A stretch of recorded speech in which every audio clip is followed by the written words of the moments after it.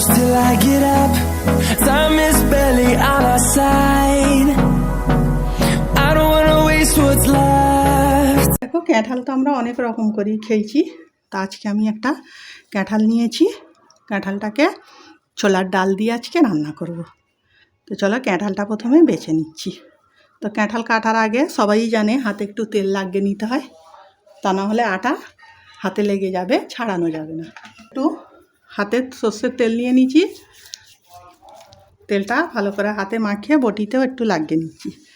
আমি কাঁঠালটা বটি দিয়ে কাটবো। আমি একটু বটিতেই যে কোনো সবজি আনাজ যা কিছু কাটার বটিতেই অভ্যস্ত, তাই আমি বটিতেই কাটছি।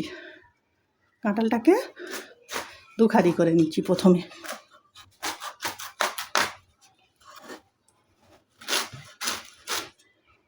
আমি পুরোটা নেবো না, অর্ধেকটা আজকে রান্না করব।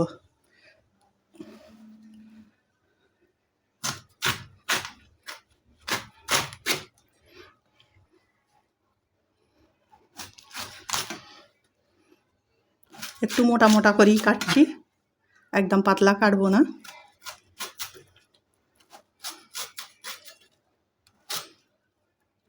মাঝখানের এটা ফেলে দেবো। এইভাবে এরকম মোটা মোটা করে পুরো কাঁঠালটা কেটে নিচ্ছি। দেখো একটা প্রেসার কুকার নিয়েছি, প্রেসার কুকারের মধ্যে কেটে রাখা কাঁঠালগুলো দিয়ে দিচ্ছি। কাঁঠালগুলো কেটে আমি ভালো করে ধুয়ে নিয়েছি, এর মধ্যে দিয়ে দিচ্ছি। দিয়ে দিচ্ছি হাফ চামচ হলুদ আর স্বাদ মতো নুন। অল্প একটু পানি দিয়ে এটা চুলোয় দিয়ে 2-3 সিটি দিয়ে নেব। দেখো প্রেসার কুকারটা চুলোয় বসতে দিয়েছি, চুলাটা অন করে দিয়েছি। এটা 3-4 সিটি দিয়ে এটাকে নামিয়ে নেব। এখানে আমার 3-4 সিটি হয়ে গেছে, এটাকে এখন নামিয়ে নিচ্ছি। এটা খুলে তোমাদের দেখিয়ে দিচ্ছি।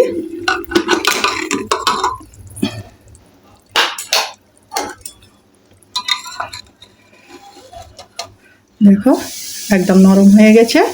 এটাকে আমি একটা জায়গায় ঢেলে নিচ্ছি। একটা কড়া দিয়ে দিচ্ছি, চুলোটা অন করে দিচ্ছি। কড়াতে কিছুটা সাদা তেল দিয়ে দিচ্ছি।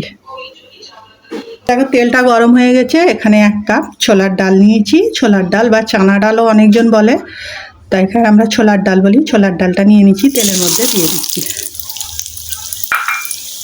ডালটাকে হালকা গোল্ডেন কালার করে ভেজে নেব।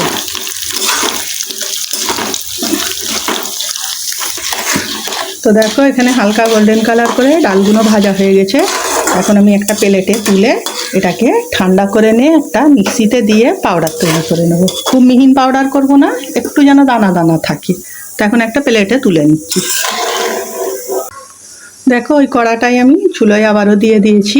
এখন ফোড়নে দিয়ে দিচ্ছি 2 এলাচ, 1 টুকরো দালচিনি আর 2 লবঙ্গ। এগুলোকে একটু তেলের মধ্যে ভেজে নিচ্ছি।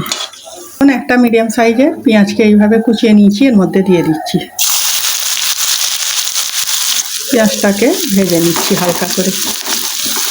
পেঁয়াজটা হালকা করে ভাজা হয়ে গেছে, কালারটা পেঁয়াজের চেঞ্জ হয়ে গেছে। এখন এর মধ্যে দিয়ে দিচ্ছি 2 মিডিয়াম সাইজের টমেটোকে এইভাবে কুচিয়ে রেখেছি, এতে দিয়ে দিচ্ছি।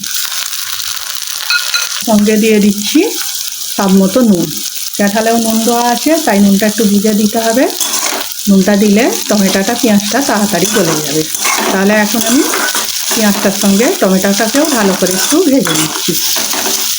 এখানে টমেটোটাও অনেকটা গলে এসছে। এখন এর মধ্যে আমি কিছু মশলা দিয়ে দেবো। 1 চামচ হলুদ, 1/2 চামচ লঙ্কা, ধনে 1/2 চামচ, জিরেও 1/2 চামচ দিয়ে দিচ্ছি। কালারের জন্যে কাশ্মীরি লঙ্কা 1/2 চামচ। এগুলোকে ভালো করে পেঁয়াজ আর টমেটোর সঙ্গে মিশিয়ে নিচ্ছি। এগুলো ভালো করে মেশানো হয়ে গেছে। এখন এর মধ্যে দিয়ে দেবো আদা রসুন বাটা। 1/2 চামচ আদা রসুন বাটা নিয়েছি, এর মধ্যে দিয়ে দিচ্ছি। আদা রসুনটা মশলা টমেটো পেঁয়াজের সঙ্গে ভালো করে মিশিয়ে দিচ্ছি। ততক্ষণ মেশাবো যতক্ষণ না মশলার আদা রসুনের কাঁচা গন্ধটা চলে যায়। ভালো করে মেশানো হয়ে গেছে, মশলা থেকে তেল ছাড়া শুরু করে দিয়েছে। এখন এর মধ্যে দিয়ে দিচ্ছি যে ছোলার ডালটা ভেজে রেখেছিলাম গুঁড়ো করে, ওটা এর মধ্যে দিয়ে দিলাম। তার সঙ্গে দিয়ে দিচ্ছি যে কাঁঠালটা সিদ্ধ করে রেখেছিলাম, ওই কাঁঠালটা। এখন সবগুলোকে ভালো করে মিক্স করে নিচ্ছি।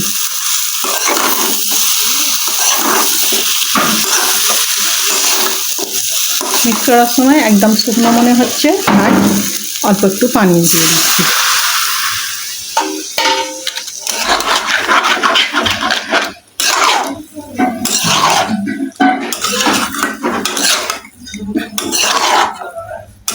এটাকে ভালো করে মশলার সঙ্গে মিশিয়ে নিচ্ছি। দেখো অল্প পানি দিয়ে খুব ভালো করে এটাকে মিক্স করে নিয়েছি। খুব ভালোভাবে এটা মিক্সড হয়ে গেছে। এখন এর মধ্যে অল্প করে পানি দিয়ে এটাকে হতে দেবো। কাঁঠালটা আমার সিদ্ধ করতে হবে না, কাঁঠালটা আমার সিদ্ধ হওয়াই আছে। অল্প একটু ঝোল রাখার জন্য এটাকে পানি দিয়ে একটু হতে দিচ্ছি। দেখো খুব ভালো করে মেশানো হয়ে গেছে। এখন একটা ঢাকনা দিয়ে এটাকে একটু হতে দিচ্ছি। একটা ঢাকনা দিয়ে এটাকে ঢেকে হতে দিচ্ছি। তো দেখো কিছুক্ষণ পরে আমি ঢাকনাটা খুলছি। দেখো কিছুক্ষণ পরে আমি ঢাকনাটা খুলছি। যে পানিটা দিয়েছিলাম পানিটা কমে গেছে, একদম মাখা মাখা হয়ে গেছে। এখন এর মধ্যে দিয়ে দিচ্ছি 1 চামচ ঘি। ঘিটা দিয়ে ভালো করে মিশিয়ে নিচ্ছি।